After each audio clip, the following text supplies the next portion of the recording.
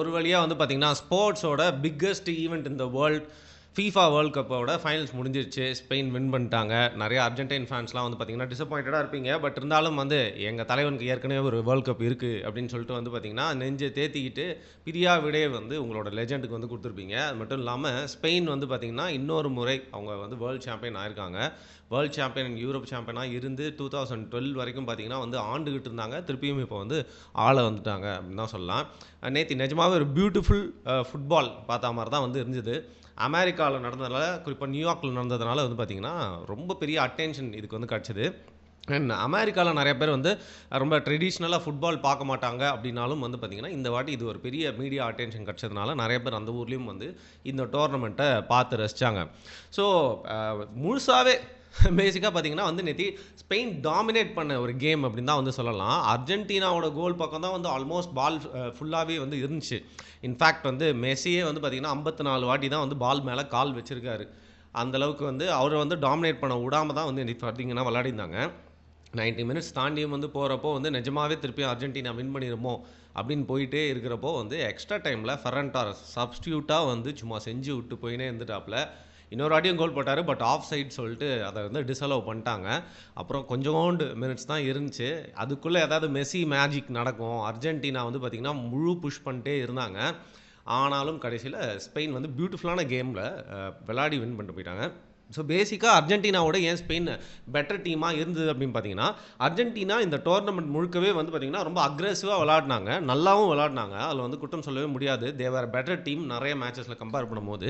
இருந்தாலும் அர்ஜென்டினாவுடைய குறையா இந்த வாட்டி என்ன சொல்லலாம் அப்படின்னு பார்த்தீங்கன்னா, football is a team game. ஒரு முழு கோஆர்டினேஷன் இருந்தா தான் வந்து பார்த்தீங்கன்னா, எல்லா மேட்ச்லயுமே வந்து ஜெயிக்க முடியும். எப்பவுமே டாமினேட்டிங்கா இருக்க முடியும்.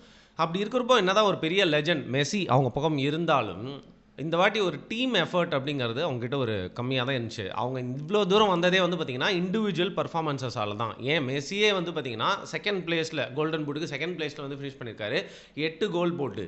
அவர் வந்து நெறைய வாட்டி வந்து டீம கேரி பண்ணது மட்டும் இல்லாம, இண்டிவிஜுவல் பெர்ஃபார்மன்ஸ் தான் வந்து பார்த்தீங்கன்னா, ரொம்ப தோக்க வேண்டிய மேட்ச்ல கூட வந்து அவங்க கஷ்டப்பட்டு வின் பண்ணி வந்தாங்க. ஏன் கேப் வேர்டேவே வந்து அர்ஜென்டினாவ கொஞ்சம் வந்து அலற விட்டுருப்பாங்க. அந்த மாரி வந்து ஒரு டீமா வந்து இந்த வாட்டி ஸ்கெலோனி அவங்கள வந்து கோஆர்டினேட் பண்ணல அப்படிங்கிறது அர்ஜென்டினாவோட மைனஸா இருந்துச்சு. வேறஸ் அப்படியே ஸ்பெயின பார்த்தீங்கன்னா, ஸ்பெயின் வந்து ஃபைனல்ஸ்க்கே வருவாங்க அப்படின்னு சொல்லிட்டு ஸ்பானிஷ் ஃபேன்ஸே வந்து நெனச்சிருக்க மாட்டாங்க. ஏன்னா நெறைய மேட்சஸ்ல கொஞ்சம் ஒரு வீக் டீம் மாரி தெரிஞ்சாலும், பேசிக்காவே ஃபுட்பால் ஃபேன்ஸ்க்கு நல்லா தெரியும். டிக்கி டாக்கா ஃபுட்பால் மட்டும் இல்லாம பொசஷன் ஃபுட்பால். அதாவது பால ரொம்ப நேரம் கையிலேயே வச்சிருக்கிறது, டீமுக்குள்ளேயே பாசஸ் நெறையா வச்சுக்கிறது, அப்படிங்கிறது மூலியமா பில்ட் பண்ற ஒரு கேம் பிளே தான் ஸ்பெயினுக்கு எப்பவுமே வந்து மோஸ்ட்டா இருக்கும். அத இந்த வாட்டியும் வந்து ரொம்ப சரியா வந்து செயல்படுத்தியிருக்காங்க. இன்ஃபாக்ட் லாமி யமால் நம்ம லக்ஷ்மி அம்மாள் இருக்கால்ல, லக்ஷ்மி அம்மாள் வந்து பார்த்தீங்கன்னா, ஒரு தனிப்பட்ட முறையிலேயே வந்து இந்த டோர்னமெண்ட்லயே 1 கோல் தான் அடிச்சிருப்பாப்ல. ஸோ என்னதான் ஒரு ஸ்டார் பிளேயரா அவர் பார்க்கப்பட்டாலும், ஒரியாசபால் அவர் வந்து நெறைய கோல்ஸ் அடிச்சிருப்பாரு அவங்க டீமுக்காக. பட் இருந்தாலும் இண்டிவிஜுவல் பெர்ஃபார்மன்ஸ் அப்படிங்கிறதையும் தாண்டி ஹோல் டீமே வந்து பார்த்தீங்கன்னா, ரொம்ப கோஆர்டினேட்டடா வந்து விளையாடிருக்காங்க. இப்போ அர்ஜென்டைன் ஃபேன்ஸும் எப்படி அக்ரெசிவா இருக்காங்களோ, அதே மாரி வந்து பார்த்தீங்கன்னா, பிளேயர்ஸும் ரொம்ப அக்ரெசிவா இருந்தாங்க. நெறைய என்சோ பெர்னாண்டஸ் வந்து கேவலமா நடந்துக்கிட்டது மட்டும் இல்லாம, மேட்ச் முடிஞ்சதுக்கு அப்புறமா வந்து பார்த்தீங்கன்னா, அடிதடி, குத்து அப்படின்னு சொல்லிட்டு ரொம்ப கேவலமா நடந்துக்கிட்டாங்க அர்ஜென்டைன் ஃபேன்ஸ். வேறஸ் ஸ்பானிஷ் டீம் எப்படி இருந்தது அப்படின்னு பார்த்தீங்கன்னா, நேத்தி அவங்க களத்தில இறக்குனது யாருமே வந்து பார்த்தீங்கன்னா, எதிர்பார்க்காத ஒரு டீம் அப்படின்னு சொல்லலாம். மோஸ்ட்டா சின்ன பசங்கள இறக்கி வந்து அர்ஜென்டினா டீம முடிச்சு வச்சுட்டாங்க. அர்ஜென்டினா போன டோர்னமெண்ட்ல எவ்வளோ பிரைம் ஃபார்ம்ல இருந்தாங்களோ, அதே மாரி வந்து பார்த்தீங்கன்னா, யங் பிளேயர்ஸ் அண்ட் பிரைம் ஃபார்ம்ல நம்மளோட மேனேஜர் வந்து பார்த்தீங்கன்னா, ஸ்பெயின் டீம கொண்டு வந்துட்டாரு. ஸோ ஒரு யூனிட்டா நல்லா செயல்பட்டு, ஸ்பெயின் வந்து அவங்களுக்கு தக்க வெற்றிய வந்து எடுத்துட்டு போயிட்டாங்க. Very well deserving team.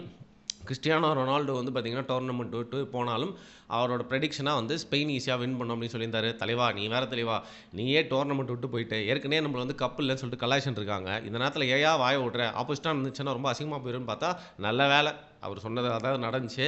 என்ன ஒண்ணு இந்த நேரத்தில வெரி டெக்கரேட்டட் ஒரு ப்ரொஃபஷன் கேரியர் வந்து பார்த்தீங்கன்னா வந்து கிறிஸ்டியானோ ரொனால்டோக்கு இருந்தாலும், ஒரு வேர்ல்ட் கப் கிடைக்கல அப்படிங்கிறது நிஜமாவே என்ன மாதிரி கிறிஸ்டியானோ ரொனால்டோ ஃபேன்ஸ்க்கு வந்து ஒரு வருத்தம் தான். இருந்தாலும் ஒருத்தர் எல்லாத்தையுமே அச்சீவ் பண்ண முடியாது இல்லையா? அதே மாரி தான் பார்த்தீங்கன்னா, மெஸ்ஸியாலயும் எல்லா ரெக்கார்ட்ஸையும் வந்து பீட் பண்ண முடியாதுல்ல.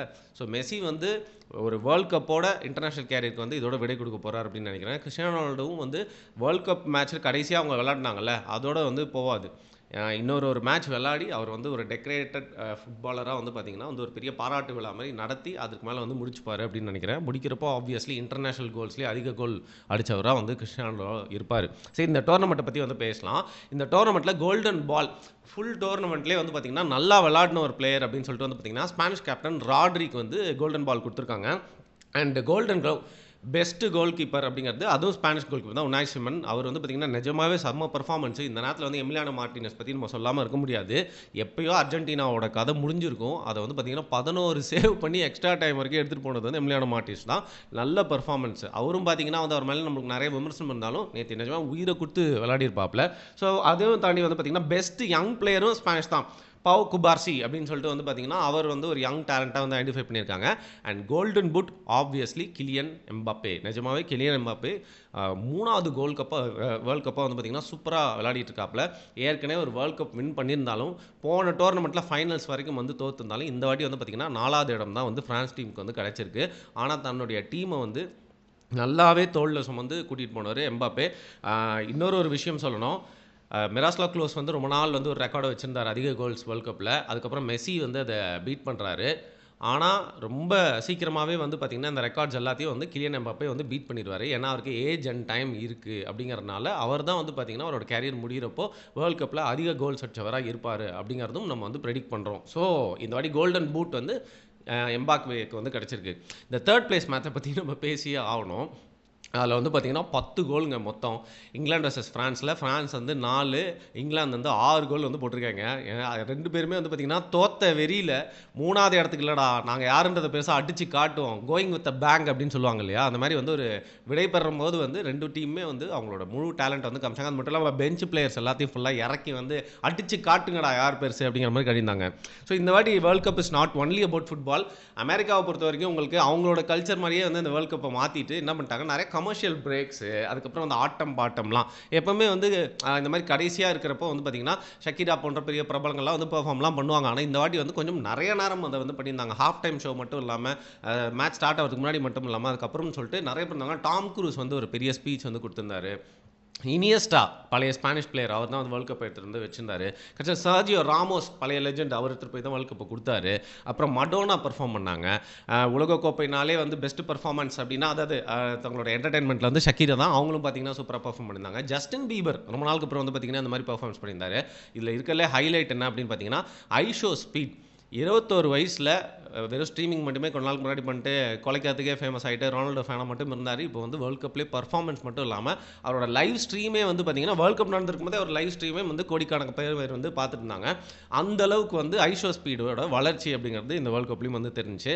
அதுக்கப்புறம் கடைசியில் அந்த ஒரு காமெடி தான் வந்து பார்த்திங்கன்னா யாராலையும் மறக்கவே முடியாது. இதுக்கு முன்னாடியே வந்து சாம்பியன்ஸ் லீக் மேட்ச்னு நினைக்கிறேன். அதில் வந்து ஒரு வாட்டி நடந்தப்போ டொனால்ட் ட்ரம்ப் கப்பை கொடுத்தோமா ஒழுங்காக ஓரம் போனோமா கை தட்டணுமான்னு இல்லாமல் செல்சி பிளேயர்ஸ் கூடயே நின்றார். அவங்களும் வேறு வழியே இல்லாமல் சரி இங்கே இருங்க நாங்களும் செலிப்ரேட் பண்ணுறோம் அப்படின்னு சொல்லி செலிப்ரேட் பண்ணாங்க. அதே மாதிரி வேணுன்ட்டு எங்கே போனாலும் கல்யாண வீடுனா நான் தான் மாப்பிள்ளை, வீடுனா நான் தான் போனோம் அப்படிங்கிற typical Donald Trump mind settle என்ன பண்ணிட்டாரு, கப் எடுத்துகிட்டு போயிட்டு கொடுத்துட்டு அங்கேயே வந்து நின்று இருந்தார். முடிஞ்ச அளவுக்கு அவங்களாம் தள்ளி போக சொல்ல பார்த்தாங்க.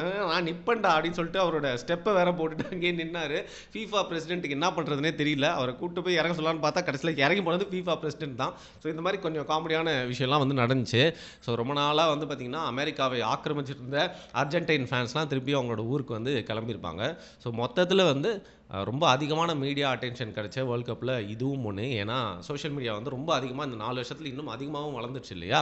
ஸோ இந்த வேர்ல்ட் கப்பை நான் நோட்டீஸ் பண்ணது என்ன அப்படின்னு பார்த்தீங்கன்னா நம்ம ஊரில் நிறைய பேர் புதுசாக வந்து ஃபுட்பால் வேர்ல்ட் கப் வந்து பார்க்க ஆரம்பித்தது மட்டும் இல்லாமல் கேரளா அளவுக்கு அப்படின்னு சொல்லனாலும் வந்து இந்த வாட்டியும் நிறைய பப்ளிக் ஸ்க்ரீனிங்ஸ்லாம் பார்த்துருந்தாங்க. மெரினா பீச்சில் வந்து போட்டாங்க, அதை போய் பார்க்கலாம் அப்படின்றவங்க சரியாக ரிலே வரலன்னு சொல்லிட்டு செம்ம கடுப்பாயிட்டாங்க. அந்த வீடியோஸ் கூட வந்து பார்த்துருந்தோம்.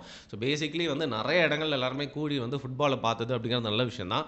நம்ம இந்தியாவில் ஃபுட்பால் அப்படிங்கிறது வந்து வளர்றது வந்து ரொம்ப கஷ்டமாக இருக்குது. அதுக்கான நிறைய காரணங்களையும் ஏற்கனவே பேசியிருக்கோம். பட் அட்லீஸ்ட் ஃபுட்பால் ஃபேன்ஸாவது வந்து ஒரு பியூட்டிஃபுல் கேமுக்கு வராங்களே. ஏன்னா கிரிக்கெட்டுன்னு அதுக்குள்ளேயே இருக்காமல் ஃபுட்பால் பார்க்குறது இவ்வளோ பேர் ஆரம்பிச்சிருக்காங்க அப்படின்றது இந்த வேர்ல்ட் கப் நல்லா தெரிஞ்சுது. அது தொடரும் அப்படின்னு நம்புவோம். சரி, ஃபுட்பால் இவ்வளோ நாள் பார்த்துட்டு டக்குன்னு அது முடிஞ்சிட்டோன்னே ஃபுட்பால் ஃபேன்ஸ்க்குலாம் கொஞ்சம் கஷ்டமாக தான் இருக்கும். அது மட்டும் இல்லாமல் வந்து பார்த்திங்கன்னா சீக்கிரமாக வந்து மற்ற கிளப் மேட்சஸ்லாம் வந்து தொடங்கிடும். அது வரைக்கும் கொஞ்சம் பொறுங்க. அண்ட் கேரளா வந்து பார்த்திங்கன்னா வேறு லெவல் அதாவது எல்லாருமே அவங்க சிஎம்ஏ பெரிய போஸ்ட் போட்டிருக்காரு. நல்லா மேட்சை பார்த்துட்டு நல்லா தூங்கிட்டு அடுத்த நாள் வேலைக்கு போக முடியாது இல்லையா செல்லங்களா சேட்டன்ஸே. அதனால் எல்லாருமே வந்து அடுத்த நாள் உங்களுக்கு லீவ் அனௌன்ஸ் பண்ணிடுறேன் அப்படின்னு சொல்லிட்டு வந்து ஃபுல்லாக லீவ் அனௌன்ஸ் பண்ணிட்டாங்க. ஸோ கேரளாவில் எல்லாருமே வந்து பார்த்திங்கன்னா ஜாலியாக ஃபுட்பால் பார்த்துட்டு நல்லா பார்ட்டி பண்ணிட்டு தூங்கிட்டு அடுத்த நாளும் பார்த்திங்கன்னா வந்து இதை பற்றி பேசி என்ஜாய் பண்ணியிருப்பாங்க.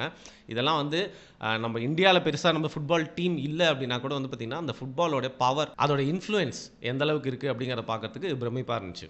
நன்றி.